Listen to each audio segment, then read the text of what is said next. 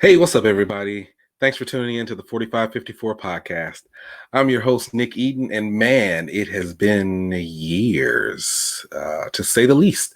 It's been well over a year at this point. I have definitely missed everyone. I've missed doing the podcast. And, I figured, hey, what better time to do it than right before Q4? We are officially less than 15 days away from Q4. And I was not going to do this, but I have been getting message after message after message. Hey, Nick, I've been listening to the podcast. I know it's been a while since you've done it. And, I have some questions coming up because this is my first Q4 coming up. And I'm hearing these things are going to happen. I really want to know if it's really true. And so this prompted me to do my first podcast in well over a year, and that is Mythbusters. These are the top 3 myths about Q4. And so I'm going to get right into them. I don't do a lot of fluff, and then I'll talk a little bit about what's been going on afterwards and where everything's headed with the podcast. So let's go ahead and get into number one. All right. So myth number one: as soon as October 1st hits, your sales will skyrocket. Let me go ahead and tell you now, not going to happen. If your sales are already strong on October 1st, it's because you've been building and building and building your catalog, and you've been selling consistently over the few months leading up to Q4. There is no magic on switch that comes on October 1st, and just because it's Q4, you automatically start selling. Honestly, it's probably going to be a little closer to the beginning of November, and maybe even you'll see some uptick in probably mid-October. Traditionally, this is a little different because this is realistically going to be probably the biggest Q4 that we've ever seen, since we've been on merch anyway. Obviously because of the pandemic that I'm not going to talk about, there are situations that's making everybody stay home. So, and because they're staying home, they are definitely ordering a lot more. I know in the last few months, I probably ordered more from Amazon and from Facebook ads and all these other things than I ever have in my life. So we do anticipate that it is going to be a huge, huge Q4. And that's a great thing. But I don't want you to get so wrapped up that October is here and now it's time for the sales to kind of start going through the roof. That's not necessarily the case. So we don't want you to get yourself overhyped onto that. Myth number 2: any shirt design that I put up will sell because so many people are buying presents. I got to tell you, that's another one that just not true, especially now. If this were 2016, maybe even 2017, I could probably see that. I think the biggest problem that comes along with making the assumption like that is that you're not factoring in all the competition on Amazon or Redbubble or TeePublic or Teespring or Spreadshirt or wherever you're selling. I've been selling on Spreadshirt lately, and I didn't even realize. I forgot I even had listings up there, but that's another story. But just because you put any design up there does not mean that it will sell. Now, is the likelihood higher in an elevated time, especially this time of year during a pandemic? Yes, but that does not mean that it's just going to sell. You have to factor in so much more. There is the quality of your design. There's the keyword. Are you running ads? Are your competitors running ads? And do they have a better looking shirt than you? Are they pricing better than you? Which actually leads to myth number 3, which would be, I can overprice my shirts because people have no problem paying high prices during Q4. And this is likely where most people will price themselves out of a great Q4.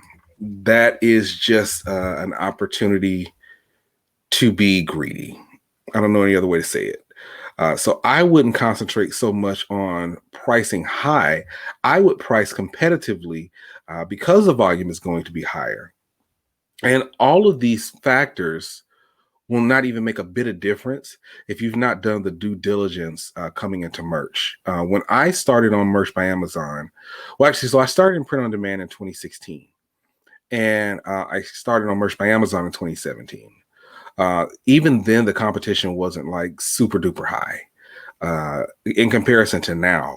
And at this point in 2020, 4 years after this thing started, you've got so much competition from so many people who've been through four Q4s. So they know exactly what to look for. They know exactly, how to source properly in terms of finding new niches, really scaling down on the niches that they've now been operating for, close to 5 years. And so the competition is a heck of a lot stiffer than it was ever before. And the good thing about it is, with e-commerce, there's always another niche. Like, if I'm being completely honest with everyone, um, I have not designed much in 2020. I purchased some designs earlier in the year, and then I downloaded some of my old designs from my Dropbox, and I repurposed a couple of them, and then never uploaded. It was crazy. It's been a very interesting year. I've told said this plenty of times on my YouTube channel, other interviews that I do. Primarily, I operate in the political space. And so 2020, I guess everybody can pretty much gather, is one of those years where it's just like really hectic. So I have not had time to really do a lot of designs other than late summer. And so I tried to repurpose some of those old designs. That didn't really work out. And then there was something that happened to me personally that I really, really and truly got into, and it made me start designing again. And really, if I'm being honest with you, it was really just shirts that I wanted to wear, and I would have normally just put them on Teespring. But I put them on merch because I knew I could get them pretty quickly. So it was really back to basics of merch for me. I uploaded them to my merch account because I wanted to buy them for me, my wife, my kids, and ironically, they started selling, and they started selling like hotcakes, and they're still selling now. And it's ridiculous. It's allowed me to mistakenly uh, pretty much dominate a niche that no one else is really in right now. I mean, don't get me wrong, there are quite a few designs, but I will say I think I did maybe 20 designs, and out of those 20, like 14 are on number one, page one for for results. So it's really allowed me to just kind of dig into that niche, and I'm actually opening an Etsy store, or retooling one of my old Etsy stores, specifically centered around that niche. So yeah, and that's really what it's all about. I'm anticipating a huge, huge Q4 on just that new niche alone, and that's all I've been concentrating on. And I'm still, full transparency, I don't think anybody's selling like they used to be, except for a couple people. But I'm still in that kind of where I was in that 500 to 1,000 per month range. I'm still fairly close to it, with the exception of June, which was like a monster month for me. I'm still in that 300 to 500 range, but I look at it as, for someone who's not even touching their merch account, like maybe logs in once a week, I think I'm doing pretty well on that. Especially since I got caught in like after they reopened merch, and we couldn't edit the prices. One of the shirts that took off in June for me, I was only getting a 7 cents royalty. So that, hey, that's should have done my due diligence beforehand, but that's besides the point. And so, really, what I wanted everybody to kind of understand, going forward with the 4554 podcast, as well as Nick Eaton on YouTube, is that for me, and if you are a longtime listener to this podcast, one of the biggest things about me has always been, listen, if I don't have anything valuable to add in terms of content, I just won't do it. And that's just the honest truth.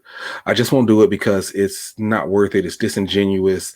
I don't want to come off as a quote unquote marketer or guru or snake oil salesman, and I just it doesn't make any sense. And so because I was not putting a lot of attention into Merch by Amazon or Teespring or Redbubble or any of the other platforms like that, I didn't feel like it. I would feel like a fraud if I was actually doing content and just pretty much selling you guys on fluff at that point.